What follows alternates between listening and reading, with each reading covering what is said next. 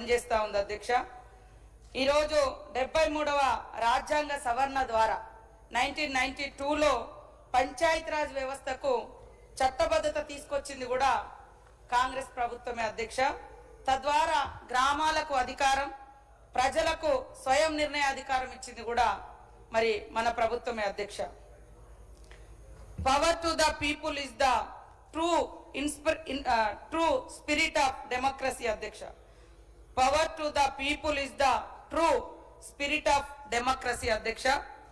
అంటే ప్రజల చేతుల్లోనే అధికారాన్ని పెట్టడమే నిజమైన ప్రజాస్వామ్యం.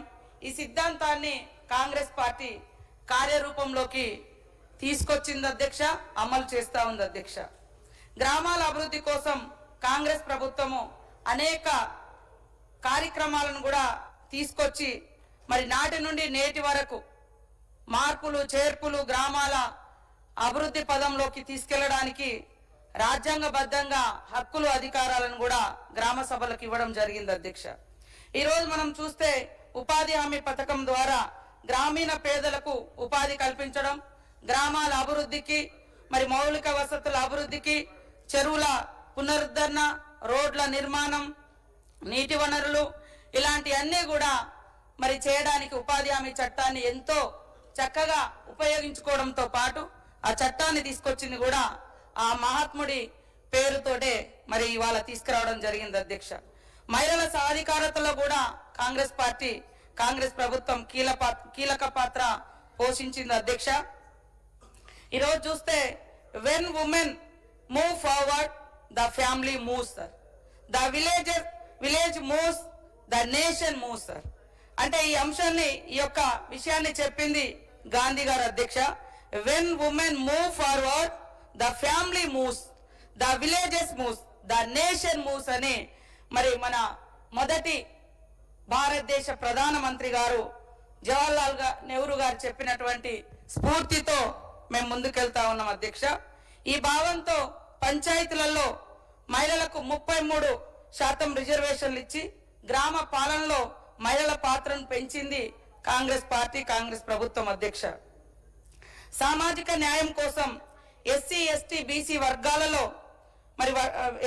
బీసీ వర్గాలకు పంచాయతీలలో ప్రాధాన్యత కల్పించింది కూడా మా ప్రభుత్వమే అధ్యక్ష. నాడు గ్రామ స్థాయిలో సమాన అవకాశాలు మరి ఈరోజు గ్రామ సంపద పెంచడం, మహిళల యొక్క నిర్ణయాధికార పాత్ర పెంచడం అనేది ఇంపార్టెంట్ అనే ఉద్దేశంతో మరి ఆ రోజు ఇలాంటి 33% రిజర్వేషన్ తీసుకురావడం జరిగింది అధ్యక్ష.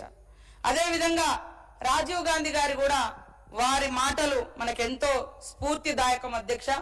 గ్రామాలు కానీ డెవలప్మెంట్ విషయంలో కానీ వాట్ ఈస్ ద డెవలప్మెంట్ అనే అంశాన్ని చూస్తే, development is not about building roads alone but about empowering peoples అధ్యక్ష. ఈ భావనతో గ్రామాభివృద్ధిని కేవలం మౌలిక వసతులకే పరిమితం చేయకుండా ప్రజల సాధికారత మరి అదే విధంగా అభివృద్ధి ఇవన్నింటి వైపు మేము దృష్టి పెట్టడం జరిగింది అధ్యక్ష.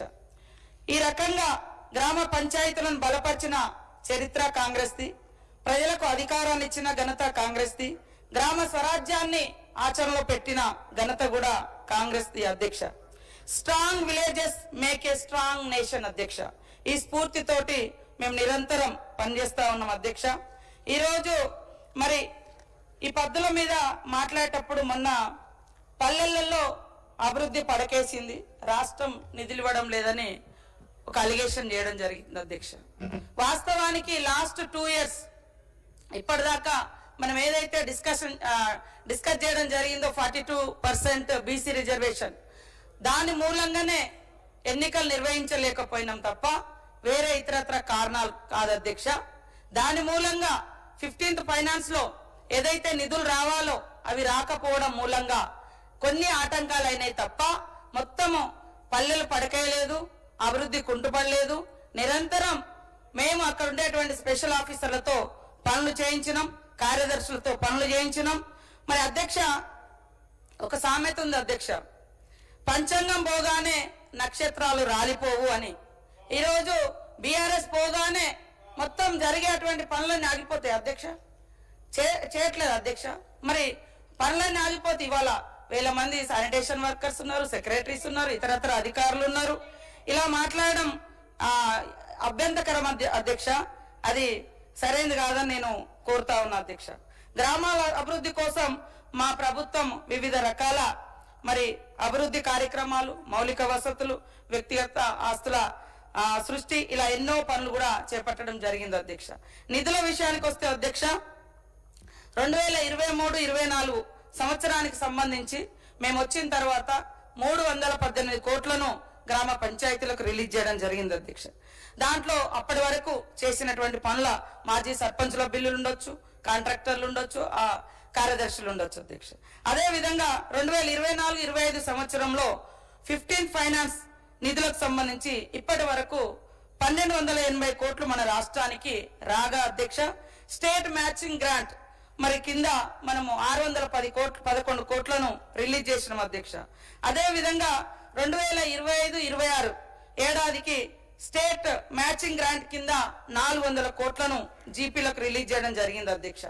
అంటే గత 2 సంవత్సరాలుగా గ్రామ పంచాయతీలకు ఈ ప్రభుత్వం వచ్చిన తర్వాత 1011 కోట్ల రూపాయలను మేము ఇచ్చినాం అధ్యక్ష. కానీ వాళ్ళు ఏమన్నారంటే ₹1 కూడా రిలీజ్ చేయలేదు అనడం జరిగింది అధ్యక్ష. అది బాధాకరం అధ్యక్ష. అదే విధంగా అంతకుముందు ఏడాదితో కలిపితే 1329 కోట్లను పల్లెల అభివృద్ధి కోసం మా ప్రభుత్వం వెచ్చించింది అధ్యక్ష. ఇవన్నీ కూడా ప్రజల భాగస్వామ్యంతో 2 విడతలుగా మేము ఇంకా అంటే ఎన్ఆర్ఈజీఎస్ పనులు కానీ ఇతరత్ర కానీ గ్రామాలలో దాదాపుగా 2 విడతలుగా 2199 కోట్లతోటి దాదాపుగా 1,00,000కు పైగా పనులకు శ్రీకారం చుట్టి గ్రామాల అభివృద్ధికి బలమైన పునాదులు వేయడం జరిగింది అధ్యక్ష. ఇవన్నీ పల్లె జాతర పేరుతోటి అందులో కమ్యూనిటీ డెవలప్మెంట్ కావచ్చు, పర్సనల్ అసెట్స్ సంబంధించినటువంటి పనులను కూడా చేయడం జరిగింది అధ్యక్ష. గ్రామ పంచాయతీ భవనాలు, అంగన్వాడీలు, అదే విధంగా పశువుల కొట్టాల నిర్మాణం, మేకల షెడ్లు, కోళ్ల షెడ్లు, చెక్ డ్యాములు, ఉద్యానవనాలు వంటి అనేక అభివృద్ధి కార్యక్రమాలు మేము పల్లెల్లోనే చేపట్టడం జరిగింది అధ్యక్ష. ఇంత జరుగుతున్న పల్లెల్లో ఏం జరగలేదు లేదంటే అక్కడ పంచాయతీ సిబ్బంది ఖాళీగా ఉన్నట్ట, లేకుంటే ఇతర గవర్నమెంట్ ఇతర ఉద్యోగులు ఖాళీగా ఉన్నట్ట, ఇలా మాట్లాడి వాళ్ళ యొక్క ఆత్మస్థైర్యాన్ని దెబ్బతీసినందుకు బాధపడుతున్నాం అధ్యక్ష, జీపీ ఉద్యోగులది. అదే విధంగా మా ప్రభుత్వం అభయహస్తం మొదలు పెట్టింది అధ్యక్ష, గౌరవ స్వర్గీయ రాజశేఖర రెడ్డి గారి ఆధ్వర్యంలో. కానీ ఆ డబ్బులు కూడా 10 సంవత్సరాలు